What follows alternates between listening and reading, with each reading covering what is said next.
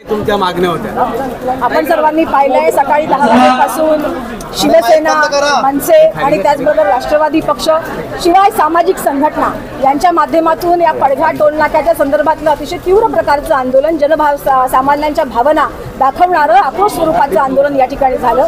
गेली 17 वर्ष एकाच मुद्द्यावरती विविध मागण्या सातत्यानं या ठिकाणच्या नागरिकांकडून, परिसरात वाहतूक करणाऱ्या लोकांकडून केल्या जातात। मात्र खेदाची गोष्ट अशी आहे की कोणत्याही प्रकारची मलमपट्टी या रस्त्यावर झाली नाही।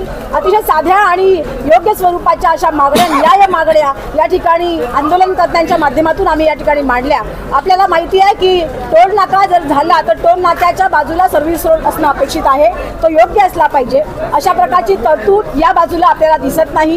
त्याचबरोबर शौचालय आणि मुतारींची सोय असली पाहिजे, ही एक मागणी, आणि ते स्वच्छ असले पाहिजे, ही मागणी सुद्धा आमच्या या आंदोलनाच्या माध्यमातून आंदोलनकर्त्यांनी केली।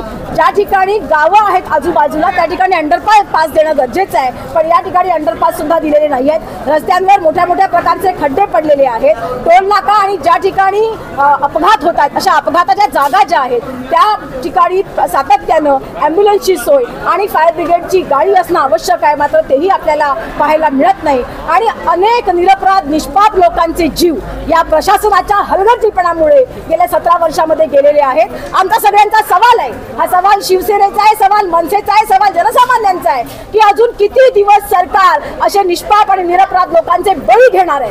हे बळी घेणार तुम्ही थांबवणार आहात की नाही? आणि या संदर्भातला हा आक्रोश आंदोलन झालं।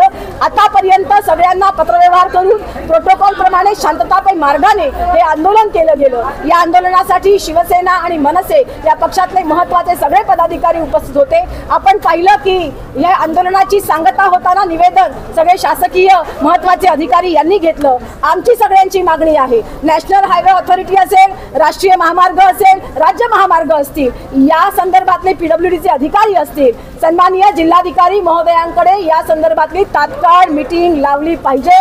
जोपर्यंत मीटिंग होत नाही तोपर्यंत टोल नाक्यावरची फास्टॅगची वसुली बंद झाली पाहिजे, हे टोल नाके बंद झाले पाहिजेत, ही मागणी घेऊन आज हे आंदोलन या ठिकाणी केलं गेलं। अधिकाऱ्यांनी तुम्हाला काय आश्वासन दिले? अधिकाऱ्यांनी आश्वासन दिलं, आपण सगळ्यांनी पाहिलं, आपल्या कॅमेऱ्यामध्येही ते कैद झालेलं आहे की येत्या 10 ते 15 दिवसात ज्या नॉमिनल आपल्या सुविधा उपलब्ध करून देण्याच्या आहेत त्या नॉमिनल सुविधा 10 ते 15 दिवसामध्ये करून देणार। विशेषतः खड्डे भरण्यासारखा प्रकार असेल, रस्त्याची दुरुस्ती असेल, या संदर्भातलं 10 ते 15 दिवस। मात्र अंडरपासची जी आपली मागणी आहे तर अंडरपास काही 10 ते 15 दिवसात होणार नाही, त्यासाठी त्यांनी 1 महिन्याची मुदत मागितली, कारण त्यांना वरून त्याची परमिशन घ्यावी लागेल। आमचं हे म्हणणं आहे की नॅशनल हायवे ऑथॉरिटी ज्यावेळेला टोल नाका निर्माण करते त्यावेळेला टोल नाकाच्या आदर्श गाईडलाईनमध्ये आम्ही केलेल्या मागण्या आहेत। असं असताना सुद्धा या आदर्श गाईडलाईन प्रमाणच्या मागण्यांनुसार जर आम्हाला झगडावं लागत असेल तर आज सरकार करतोय काय?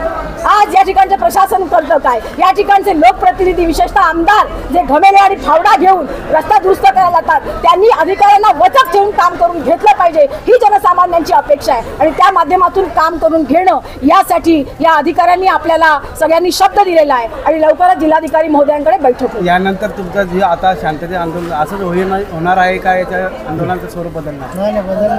स्वरूप बदलणार, सन्मान्य थळे साहेबांनी आपल्याला सांगितलं स्वरूप बदलणार, पण हे बदल होण्याच्या पूर्वी सन्मान्य जिल्हाधिकारी महोदयांच्याकडे आमच्या रास्त मागण्या या मांडल्या जातील आणि त्यावर त्या ठिकाणाहून आम्हाला, कारण ही ती हायेस्ट ऑथॉरिटी आहे आपल्या जिल्ह्याची, जिल्हाधिकारी महोदय, त्यामुळे त्या मागण्या जर मान्य करून आम्हाला दिल्या तर मग टोल नाका जो आहे तो आम्हाला कुठेही शांततामय मार्गाचा भंग करायचा नाही।